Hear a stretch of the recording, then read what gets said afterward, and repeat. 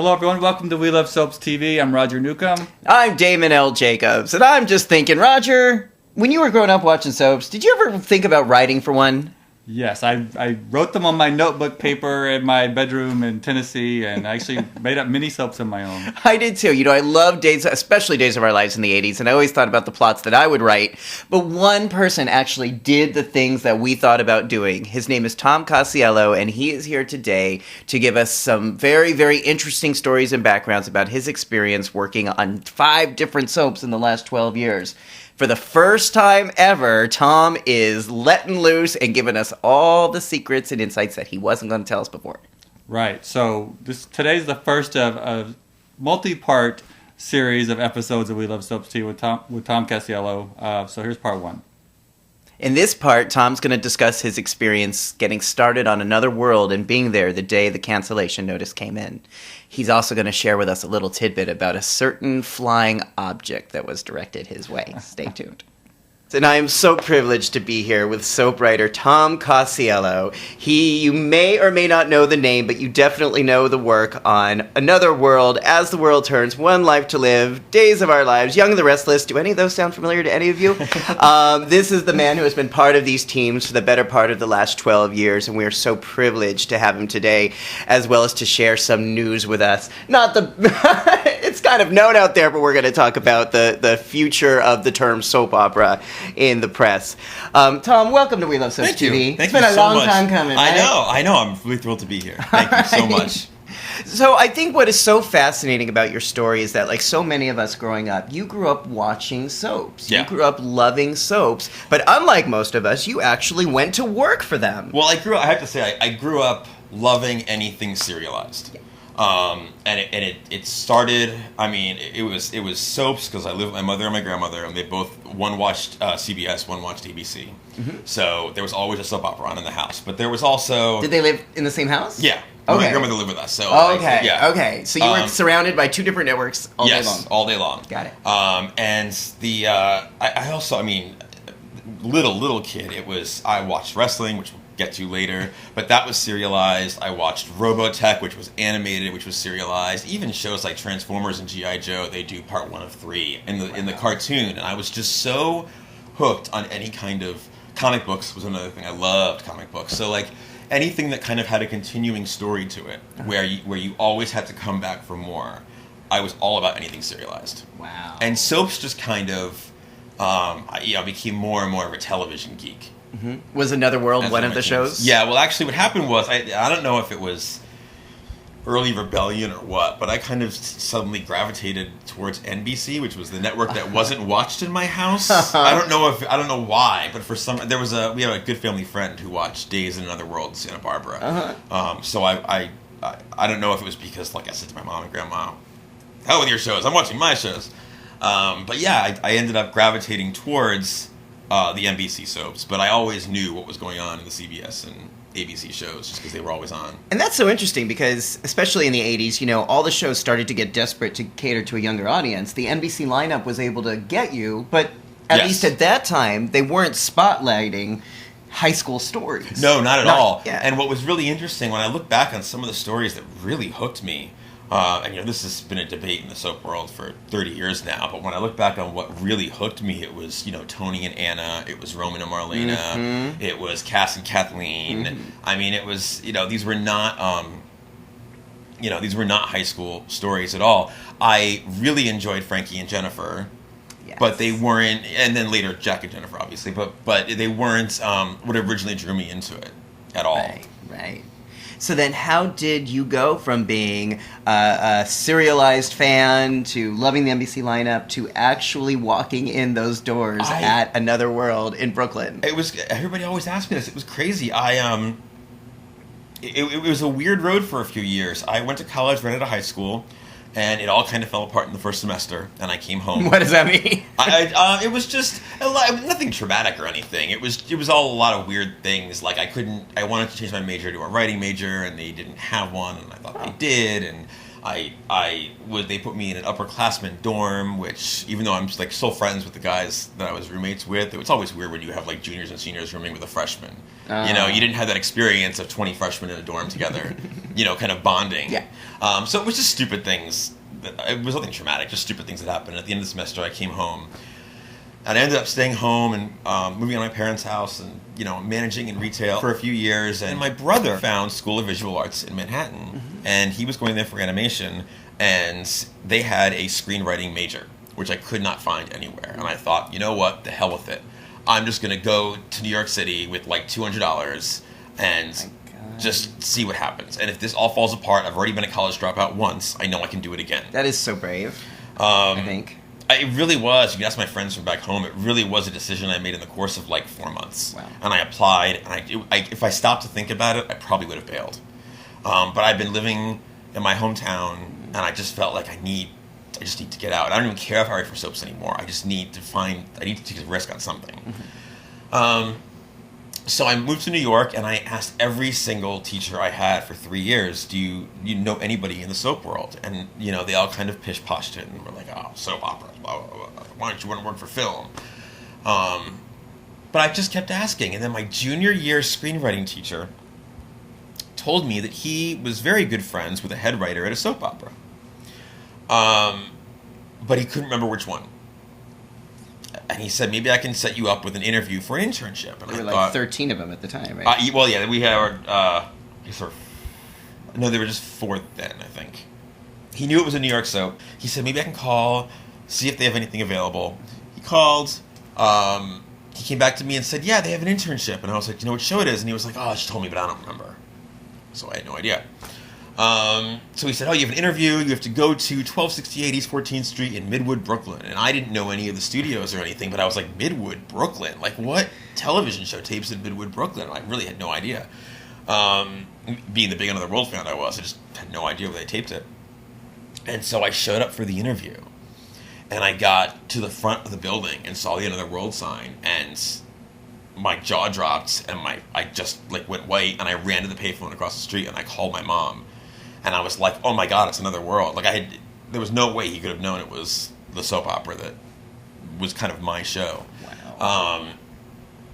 And so I was in a panic. Like, what do I do? What do I do? So I walked into the studio, and I just kind of pulled it together because I thought, you've only got one shot at this. Like, this is it. So I walked into the studio. I talked to security. Judy Evans walked by me, which I was, 20, I guess I was 22, 23 at the time. Paulina / Adrian from Yes. Days. What was that like? It was so surreal. I remember it. I remember every moment of it, but it's so surreal because there was no time. It was like moving to New York. There was no time to process anything. Yeah. If I'd stopped and thought about it, I would have freaked out. But I was just sitting there waiting for the producer to come out and meet me by the security desk, and Judy walked by me to get to Studio One, and I was just like, that's Judy Evans. Okay, that's Judy Evans. And then the producer came out a second later, and I was like, all right, we're doing this. Like, there's just no other... Wow. There's no chance to panic. There's no chance to gush. There's no chance to be starstruck because you only have one shot at this. And it's not like you're walking out on stage or anything. You're just giving a simple job interview. But you just know that you need to... you just need to pull yourself together. Yeah. I had also... The other thing I was really worried about, and I say this, is that those years I was home before I moved to New York, I was on the internet a lot on message boards as a soap fan. I wrote fan fiction for Another World. I was kind of all part of that growing soap internet community when I was in Connecticut. And I kind of assumed, nobody told me, but I kind of assumed, like, they're not going to want you to talk about all the times you post on the message board about how much this writer sucks or how much the CP sucks. Or, Probably not. Yeah, they don't want to hear that. Probably like. not. So I was kind of really nervous about that. Like, I was wondering, I don't think there were search engines. I think Google was around them. But I was like, did they look me up on the internet? Did they see? Because it was my name on these posts. Because when I was posting them, I never stopped to think, like, I might really one day interview for them. So I was really nervous about that. So when Judy Evans walked by, I was already kind of processing so much that I didn't... it was being starstruck was just not even an option. Right.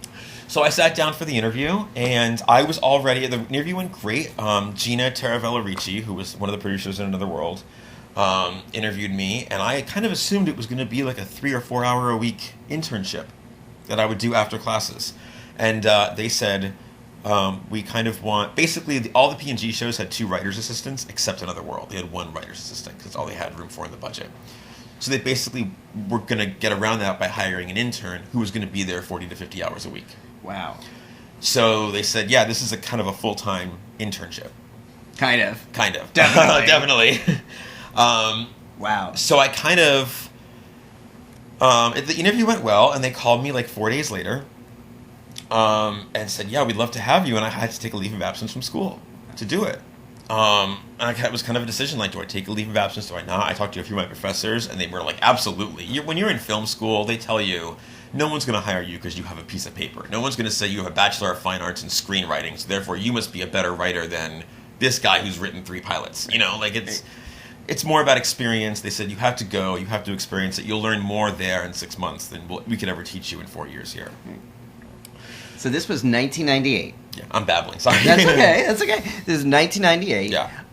The show had been under threat of cancellation for several years. This was December of 98. This was the end of 98. Okay.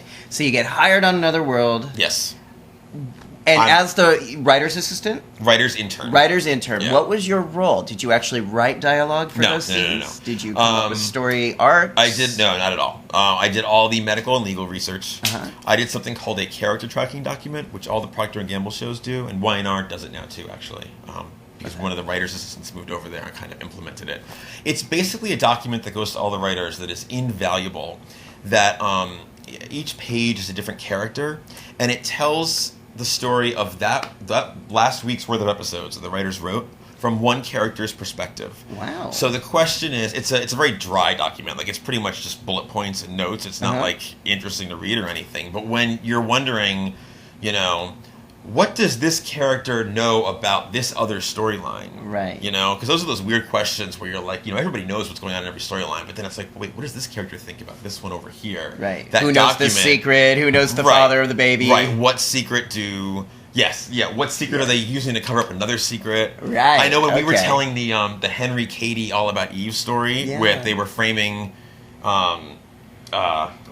were framing... Was it Molly went in the coma, and Chris Hughes got framed or something. There was a lot of like what Henry is telling people. We had to cover all of Henry's cover stories to all the different people at WOAK. Okay. And so that a document like that comes in so handy because it's like you need to keep track of what lies they're juggling. Right.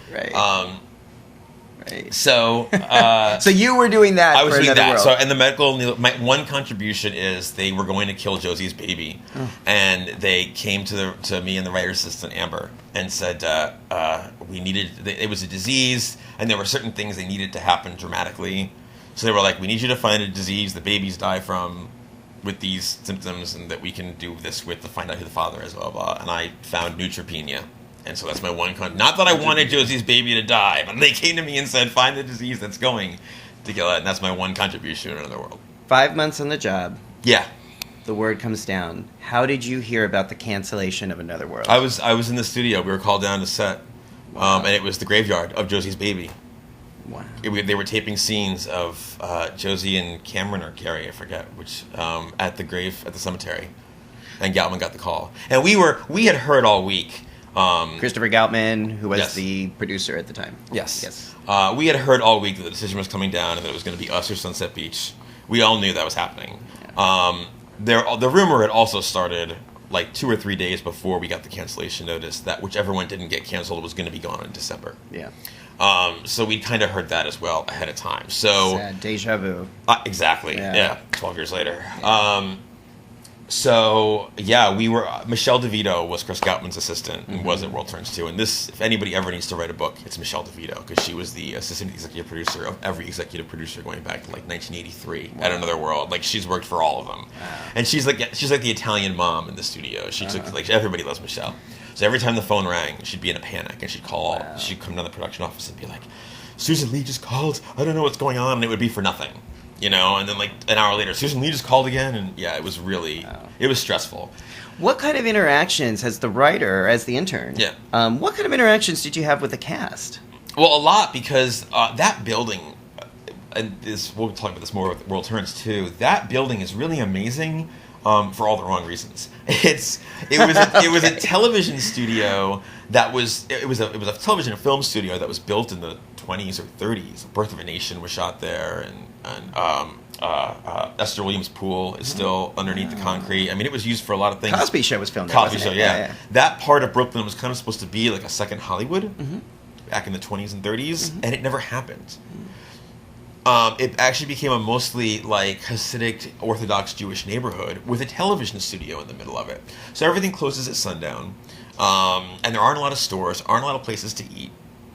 So you end up, everybody was kind of trapped in this building. The shows that taped in Midtown Manhattan, people when they're not taping their scenes would leave, go to lunch, go to the movies, go to Barnes and Noble, the park, go to the park. There, yeah. Another World and later World Turns. You were really stuck in that building. So everybody really bonded immediately because you couldn't go anywhere else. So when the actors weren't taping, they would come hang out in your office and just BS with you and, ask you to run lines with them. And, I mean, it was. Did you? Yeah. With who? Michael Roderick, all the time. Him and his bucket of fried chicken. Michael Roderick would come in with his fried chicken and ask me to run lines with them. And again, I spent that entire 6 months just trying to keep everything together and keep it all inside. And I guess they were like 2 months in, they found out that I actually had written fanfic. And so then when that happened, I started working until like 9 p.m., 10 p.m., coming in early, doing work at home. I was like, I need to prove to these people that I am not here to meet my favorite actors or I have to prove that I'm here because I want to work and I want to succeed and I want to make this happen. Did any interactions with any of the stars ever surprise you? I had I won't say who, but I did have an actor or an actress throw a phone at me once. A phone? An office phone. A cell phone? An office phone. An office phone. An office phone. Office phones are heavier than cell phones for those who don't remember what those look like. Chucked at me. What in the how did you get a cell phone? Or how did you get an office phone thrown at you? It wasn't even my What did you do? I was in the office making photocopies. And I was just the new guy. Copies. And she was upset that her car wasn't there yet. Wow. We had a car service that would take everybody. So someone was upset. And she was like, it's the new guy's fault. And I didn't even work in the production office. I was just in there making photocopies. But oh my gosh. Oh my gosh! Would you say that was typical behavior on the No, set? not at all. I think it was a really bad day for her. But wow. Okay, so. But yeah, I think it was a really bad day. But it was. No, that cast was unbelievable. I mean, could not have been. They were all so wonderfully quirky, much like their characters, but nothing like their characters in real life. But much like the characters in Bay City, they had such great, interesting stories about their lives, and all had some really just interesting. Like Judy has an amazing life story to tell. Oh, yeah. Like Kim Rhodes was fantastic. Mark Pinter. Tommy Eplin. Tommy was like, he's a nut, and I love him to pieces. And he was probably the actor I was most nervous to meet. Why is because he's Jake McKinnon, and he was such when I was growing up, he was such an interesting and different and dynamic kind of character for soaps. Every soap has the bad boy, but there were layers to him. He kind of came on as kind of a Bo Brady kind of motorcycle riding anti-hero. Subsequent writing teams and Tom both worked to really add so many layers to him that every time he made the shifts, he walked that line. And when he made the shift to hero, it made sense. And when he made the shift to villain, it also made sense. And he worked really hard to make sure that every time he kind of veered off of it, that logically it still stuck to the character's core. Absolutely. He sure did. I connected with that character, not because of anything we shared or anything, but just because of that, it was such a fully developed, realized character. Right. That was great. I wonder who the mystery actress was. I wonder too. Anyways. So we'll be back next time with part 2 with Tom Casiello when he talks about his time at As the World Turns. Come back, everybody. Thank you for watching.